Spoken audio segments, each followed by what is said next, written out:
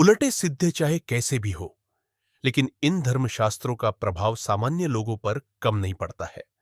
खुद ही विद्वान लोग अपने शत्रुओं को भूदेव मानकर पूछते हैं, उन्हें कौन मान सकता है? घातक धर्म भावना की परंपरा में जकड़कर शत्रु को मित्र समझकर उनके ऊपर लोग लट्टू हो गए हैं। इस बात का क्या कारण हो सकता है? इस बात को स्पष्ट करने के लिए बहुत दूर जाने की आवश्यकता नहीं है। ब्राह्मण अज्ञान में पड़े लोगों से कुछ भी काम करवा सकता है, इसलिए ज्ञानार्जन करना धर्म प्रसार नहीं है। यह ब्राह्मणों का षड्यंत्र है, वतन परस्ती है। यही धर्म का बड़ा तत्व बन गया है। जिन्हें विरासत में जो महारखी महारों के लिए निश्चित दायित्व मिली, उसे किसी दूसरे को पाने का पाप कर्म नहीं करना चाहिए, ऐसा कहा गया है।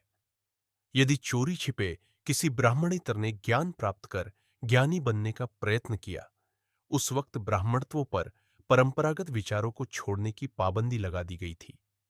ब्राह्मण परंपरा से चले आ रहे आचार विचार और स्वच्छंदता से लिखे घातक धर्मशास्त्र की अवधारणा को तलवार के जोर पर ज्ञानियों को अधर्मी घोषित करते थे। ब्राह्मणवाद में धर्म भ्रष्टता का कलंक ब्राह्मणेतरों के सर मढ़ देने के कई उदाहरण मिलते हैं। शंभू का वध एकलव्य की तरफ इशारा किया गया है, ऐसा रिवाज देता है।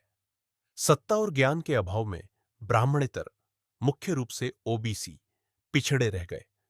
यही कारण है कि उनकी प्रगति नहीं हो सकी, यह बात स्पष्ट है। परंतु उनके दुख में दरिद्रता शामिल नहीं थी, क्योंकि उनके लिए खेती, व्यापार उद्योग अथवा नौकरी करके जीवनयापन करना कठिन नहीं था। लेकिन सामाजिक भेदभाव के कारण अस्पृश्य, बहिष्कृत समाज पर जो अन्याय हुआ, वह बड़ा ही भयानक है।